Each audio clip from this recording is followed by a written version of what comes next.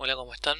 En este video vamos a hacer una breve introducción a los circuitos de corriente directa, o también se los suelen llamar circuitos de corriente continua, que son los tipos de circuitos más simples, ¿sí? ¿De qué están formados estos circuitos?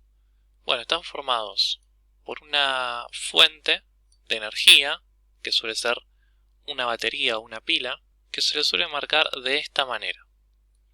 ¿Sí? Esto representaría la batería o la fuente de energía que nos va a hacer funcionar, que nos va a dar la diferencia de potencial para que el circuito funcione. ¿Sí? La característica de esta fuente es que genera esa diferencia de potencial que nosotros necesitamos para que se produzca la corriente eléctrica. Bueno, necesitamos, además de una batería, un lugar por donde fluya la corriente eléctrica, es decir, unos cables. Así ya podría funcionar un circuito, ¿sí? Con la batería que produce la diferencia potencial y los cables donde va a pasar la corriente. Pero así nomás no me sirve de nada un circuito, ¿sí? Yo para que el circuito tenga utilidad, necesito por ejemplo que prenda una lamparita o un aparato eléctrico como podría ser, qué sé yo, una cafetera, una tostadora, lo que sea, pero necesito que me sirva para algo. Entonces, así solo no lo voy a escribir el circuito, sino que vamos a agregarle una resistencia. ¿Y por qué una resistencia? Este símbolo es de una resistencia que la podemos llamar R. ¿Sí? Bueno, todos los aparatos eléctricos, sea una lamparita, sea las cosas que fui nombrando antes, tienen una resistencia bastante grande. Porque cuando la corriente pasa por ese aparato, bueno, lo hace funcionar primero, esa resistencia va a detener el paso de la corriente un poco, ¿sí? La energía eléctrica que venía se va a traspasar, digamos, se va a transferir al aparato eléctrico y después la corriente sigue fluyendo su camino. Pero en este lugar es como si la corriente pierde energía.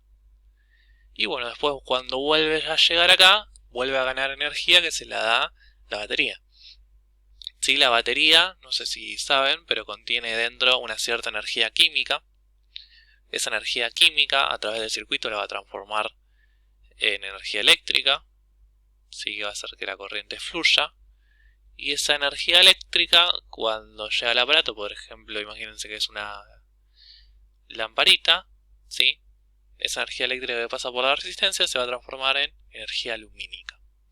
Si eso es todo lo que va a ir pasando en el circuito, después esto vuelve para acá, vuelve a ganar energía al pasar por la pila, o la batería gasta energía química, y es como que se va transformando energía química en energía eléctrica, y la energía eléctrica en lo que necesite el aparato.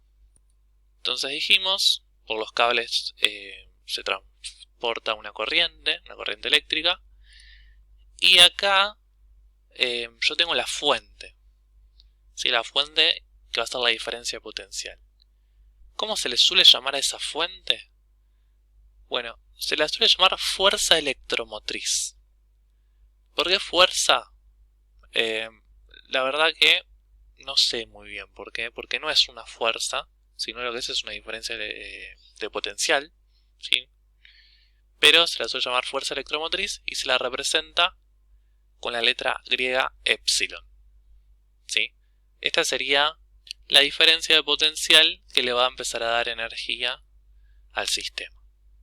Y ustedes pueden preguntarse, bueno, pero aparte de esta resistencia R que ponemos acá, tenemos un cable, y los cables sabemos que tienen resistencia.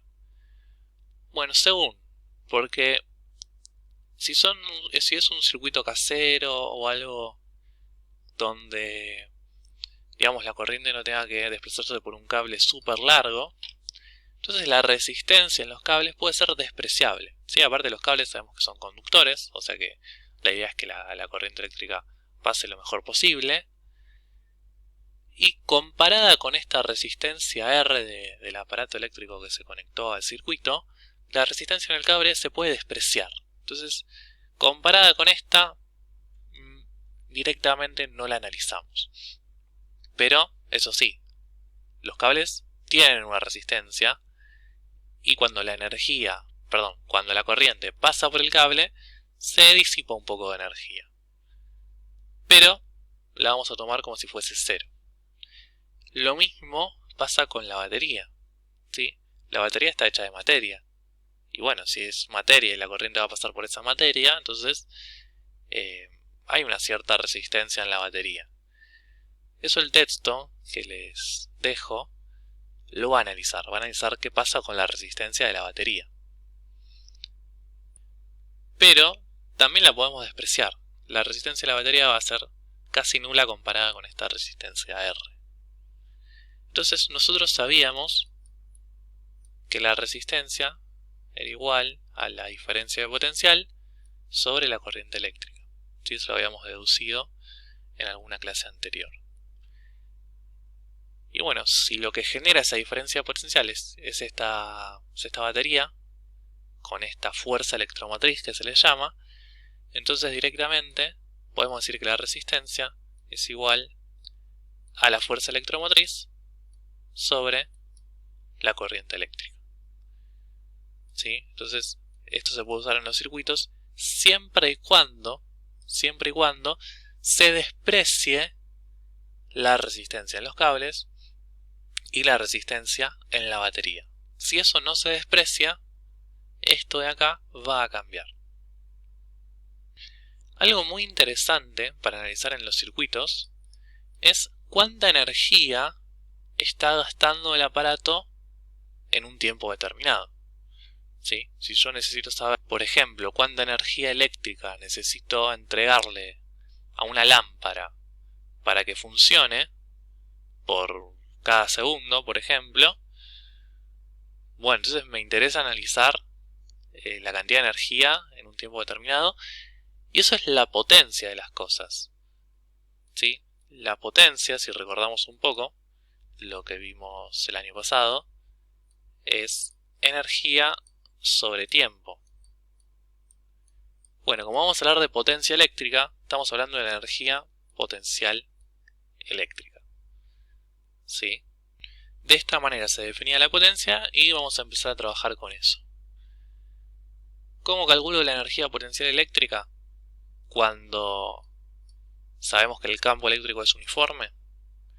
Y bueno, se puede calcular como la carga que se va a desplazar por la diferencia de potencial que se está generando dividido el tiempo. ¿Sí? Esta diferencia potencial obviamente la va a generar la batería. Pero bueno, también sabemos que si yo tengo carga sobre tiempo, la cantidad de carga sobre tiempo es la corriente que está pasando. ¿Sí? Entonces la potencia la puedo obtener multiplicando la corriente que pasa por cierto lugar por la diferencia de potencial. Es decir, esta es una fórmula para la potencia. Ahora vamos a ver en dónde aparece la potencia y qué sirve, pero bueno, ya tenemos una fórmula que nos va a permitir calcularla. Y no es la única, ¿no? Porque a partir de esto que está acá, yo podría decir, por ejemplo, que la corriente es la diferencia potencial sobre la resistencia. Entonces, si yo reemplazo la corriente, por lo que dijimos acá, diferencia de potencial sobre la resistencia, entonces obtengo una nueva fórmula de la potencia, que es diferencia de potencial al cuadrado sobre la resistencia. De esta manera también puedo calcular la potencia. Sí, voy a borrar la parte del medio y lo voy a agregar acá. Entonces, tengo dos fórmulas de calcular la potencia, y no voy a tener dos, sino que voy a tener tres, porque si yo, por ejemplo, de acá despejo la diferencia de potencial, me queda que la diferencia de potencial es I por R. ¿Sí? Y bueno, vuelvo a la primera. Reemplazo. Me queda I por la diferencia de potencial que dijimos que es I por R. ¿Sí? Estoy reemplazando esto por esto. ¿Sí? Que dijimos que era igual. Entonces, la potencia también la puedo calcular como I cuadrado por R. Es otra manera de calcular la potencia. Entonces voy a borrar esto y voy a dejar acá las tres fórmulas con las que puedo calcular la potencia. Y esto va a depender de los datos que tenga, ¿verdad? Si yo sé cuál es la corriente que pasa por el circuito y conozco la resistencia del circuito, entonces a partir de esos dos datos puedo calcular la potencia. Si yo conozco la diferencia potencial, ¿sí?, y conozco la corriente, directamente multiplico corriente por resistencia y calculo la potencia. O bueno, lo mismo pero de esta última manera. Entonces, ahora indaguemos un poco en el concepto de potencia, ¿no? Redondeamos las fórmulas y pensemos que cuando vamos a comprar una lamparita, por ejemplo, en la caja aparece lamparita de 50 watts o 80 watts, ¿sí? ¿Alguna vez habrán visto esto? Sí, vieron una caja de una lamparita. Bueno, esto indica la potencia que va a disipar esa lámpara, ¿sí? O sea, cuando hablamos de watt estamos hablando de potencia. Recordemos que el watt era la unidad de potencia, ¿sí?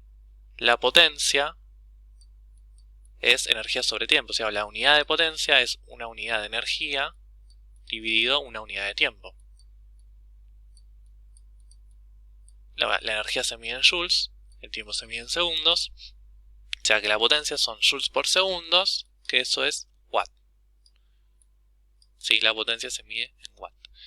Entonces, como dijimos recién, a veces vemos una caja, una lamparita, y nos dice, bueno, la potencia es de 80 watts. ¿Qué significa eso? Bueno, lo que está significando es que la lamparita va a gastar 80 joules de energía por cada segundo. ¿Sí? Por cada segundo que pasa, esa lamparita, bueno, va a gastar y va a necesitar 80 joules de energía para poder funcionar. Entonces, lo que tiene que estar pasando acá es que la corriente gane 80 joules de energía química de la batería, la transporte a la resistencia, y la resistencia, por cada segundo que pasa, va a tener que estar ganando 80 joules de energía. De esa manera, la lamparita puede funcionar. Si no pasa eso, la lamparita no va a funcionar. Si yo le estoy entregando menos energía, seguramente no funcione. Y si yo le estoy entregando más energía, seguramente se queme. Entonces por eso tengo que tener cuidado con cuánto voltaje o cuánta diferencia potencial estoy armando el circuito, cuál es la corriente que pasa y cuál es la resistencia que tiene la lamparita, por ejemplo. ¿Sí? Son todas cosas a tener en cuenta en el armado de un circuito. Bueno, eso sería más que nada lo que les quería decir. Les queda a ustedes leer el texto. Todo lo que no entiendan, saben que los textos son un poco duros. Sí, los textos de física son un poco duros.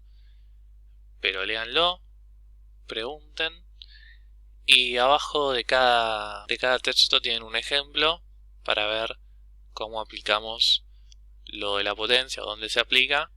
Y también algún ejemplo de algún pequeño circuito con una fuente de fuerza electromotriz y realizar algún pequeño cálculo. Bueno, espero que el video haya ayudado un poco y cualquier consulta, ya saben, pueden usar el foro y nos vemos la próxima.